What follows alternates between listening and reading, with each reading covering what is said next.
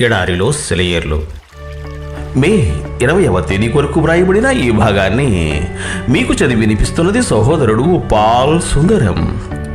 తండ్రి నాకు అనుగ్రహించిన గిన్నెలోనిది నేను త్రాగకుందునా?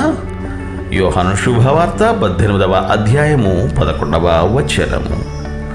ఒక చిత్రకారుడు తాను చిత్రిస్తున్న పటం గురించి ఎంత శ్రద్ధ తీసుకుని చిత్రిస్తాడో అంతకంటే ఎన్నో వేల రెట్లు ఎక్కువగా దేవుడు మన జీవితాలను లక్ష్య పెడుతూ ఉంటాడు.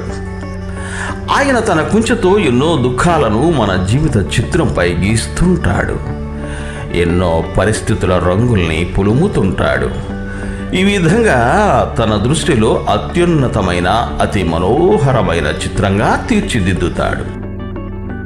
ఆయన ఇస్తున్న చేదును సవ్యమైన భక్తి ప్రపత్తులతో మనం జీర్ణం చేసుకోగలగాలి. కానీ ఈ పాత్రను మనం ప్రక్కకి నెట్టేసినట్టయితే, ఈ తలంపులను నోరు నొక్కేసి త్రుక్కి పట్టి ఉంచినట్టయితే మన ఆత్మకు మరెన్నటికీ నయం కాని గొప్ప గాయం అవుతుంది. ఆ చేదును మనకి త్రాగనివ్వడంలో దేవుని ప్రేమ ఎంత అంతులేనిదో ఎవరూ గ్రహించరు. కానీ మన ఆత్మక్షేమం కోసం మనం తప్పకుండా తాగవలసిన ఆ చేదును మన ఆత్మ మాంద్యంలో మత్తులో ప్రక్కకి నెట్టేస్తాం. ఆ పైన అయ్యో ప్రభు, నేను ఎండిపోయాను, నాలో చీకటి నిండింది అంటూ మనం దేవునిపై ఫిర్యాదులు చేస్తాము.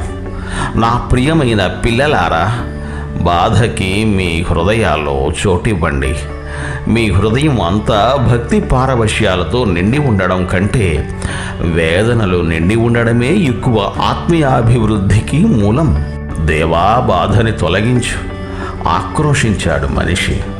నువ్వు చేసిన ప్రపంచాన్ని చీకటి అలుముకుంది.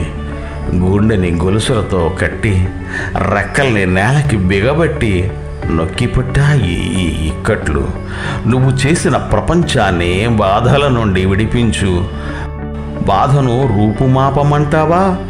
గంభీరంగా పలికాడు దేవుడు. ఓర్చుకునే శక్తి నుండి అవకాశాన్ని తీసేయమంటావా? దేవుడు మిమ్ము దీవించుగాక. ఆమెన్. ఆమెన్.